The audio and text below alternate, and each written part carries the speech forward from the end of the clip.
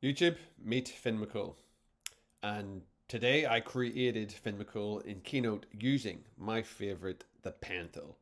And watch this video to find out my workflow and how I created Finn McCool.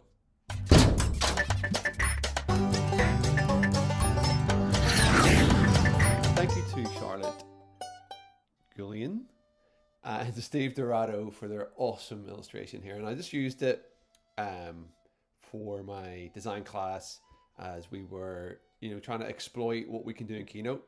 And one of the things we can do in Keynote is to trace or even create our own graphics. And so we're just starting with the tracing actually of Mr. Finn here, a handsome guy. And this is what we ended up with. And you can see here down the panel, which we'll show you how to do in a second, all the different things going on. So it's actually not a lot, to be honest. We did use a little bit of the format too, but again, we'll look at all of that, all of the good stuff in this video. So I'm going to go back here now. And actually, one of the things you want to start off with is to show this object list, which is in the navigator panel. So just go up to view, I deselect it, and then deselect object list. It just gets rid of that little bit there. And so let's put that back in then, the show object list. Now, what I would advise you to do is to lock it, but only after you've turned down the opacity, because we're going to trace it. So you can turn that up and down later on, adjust it to your needs as you deem fit. Before we start to trace Mr. McCool here, just a word of warning, you can only zoom in to 400%. Let's begin tracing Mr. McCool. So I'm going to head up to, before I do, I'm going to lock this. You can lock it from here, or you can lock it from the format panel. I'm actually going to lock it from this object list. Okay. In fact, if you want to, and you can do this with all of them, just put in background image. Oh, take off caps lock. Of course, you don't have to do this. It just helps me track what I'm doing. You can bring that across if you want. Okay. And then we'll lock it so I'm not moving it and everything else. So after you've locked your background image, head up to shape, and then we're going to select the pen tool. I love this pen tool. A little word of warning, I never actually read this before, but if you, after you're drawing your lines using the pen tool, it snaps them, with angles. But if you double click on the points after you've drawn it, they convert from straight to curved. So that's pretty handy. And then you've got that drag a midpoint to divide a line and add a new point. So we'll play around with that as well. And yeah, I can actually just start here. So I'm going to click here and then going to go up there. I don't want too much deviation, to be honest. I'm going to trace his head around the hairline. I'm jealous, of course. I'm going to try to match. Now I'm trying to match this here for a little bit of symmetrics, but not too much. And there's a little point in his chin there. And there we go. And then you can also adjust if you want the borderline at the end or during. So I'm going to change it now. I only did this after I made the previous one, and that's too thick. So I went for 4 in the end. Okay, it's just a little bit more natural. And then that, double clicking. Now you can see here, it's not, it can be a little bit extreme. Oh, let's see, where did that go? Too much of a curve, so we can actually adjust those as well. So I'm just going to start with it. There we go.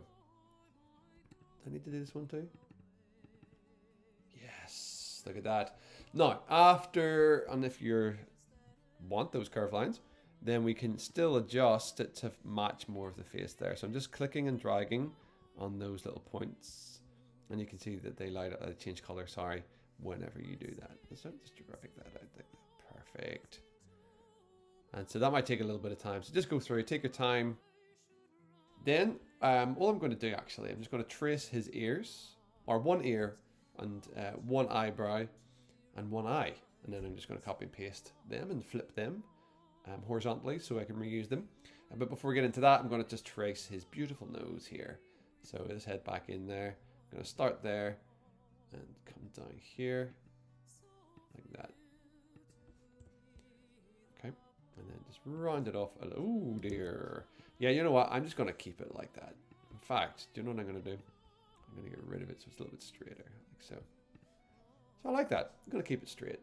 The mouth, on the other hand, I'm not. I'm going to curve it. There we go. Let's just double click on that. There we go. That is perfect. A little bit of a sharp nose there. Now the next thing, just trace one of the ears, whatever one. I'm going to get rid of this sideburn here and the earring. Don't need that. You don't need to trace exactly as you see. Just, you know, whatever you're comfortable with. Oh, I'm ready at, yeah, 400% already. So let's go up 1, 2, 3, 4, 5, 6. Like a speed run here. And then, like I said, I'm not going to trace the other one. I'm just going to, oh, I just noticed a little bit of an edge there. Bring that in a little bit like that. Okay. So I want to bring that ear across here. And then, oh, yeah, that's right. We're going to flip it horizontally. Like so. Now I also need to rotate it a little bit. So I'm just going to hold down the command key, go to one of the corner points here, and then just rotate that little guy. And bring it in again. Perfect. Okay, nearly done. Just the hair, an eyebrow, and an eye. And that is that for the tracing. Now you can add a little bit of stubble in here, or more detail depending on what you are tracing. But I just want to get rid of this to show you. Yeah, that's not too bad at all. What I'll do, I just want to tidy up this. You can see that I did not, for a lot of the things, which I should have done at the time, I want to make sure I use the same border here, which is this kind of, I guess, looks like a crayon type one there, and size 4 black. So I'm just going to go through and then select the ears and the eyebrows, and I'm going to turn up the opacity, because now what I'm going to do is use the same color palette that the original artists put on here. To do that, you need to select the shapes again. Maybe good idea to do this beforehand so you're not doubling down and everything, or you can just shift click on those items. So I'm going to change the color of the ears first. So ears, you're up. That reminds me of that movie. We call it Reservoir Dogs. Anyway, so selected both ears there, and then I'm going to go to, oh, wrong ones. It's the fill ones. Let's cancel that. So for the fill in the format panel here under style, just going to select color fill, and then select the color wheel, and then select the eyedropper tool. Let's go for, there we go, perfect. And I'm going to use the same color for his face as well. This is looking pretty good. And then for the eyes, just white is fine. So I'm just going to select both at the same time there. And the hex code is 6Fs. Oh dear, did that again. Keep doing that. Gotta change that. Oh my goodness me, what is going on? All right, there we go. And yeah, looking pretty good. Just close that. Looks a little bit spooky, so I'm just going to give him some pupils here. Oh boy. So make that smaller. This guy, I don't know. Play around with the eyes a little bit. I'm just holding shift, and when I'm resizing it, so it's done in proportion. So let's put the first eyeball there. Okay, hopefully it won't look as intense when I come out. I just want to check the, yeah, make that black there. That softens it up a little bit. The eyes, I don't know. They are a little bit intense, but anyway. I think that's us. So what we can do is, oh, I took off the color of his face, didn't I? So let's put that in then, color fill. And then, there we go. And then we can just get rid of this to see what it looks like. Perfect.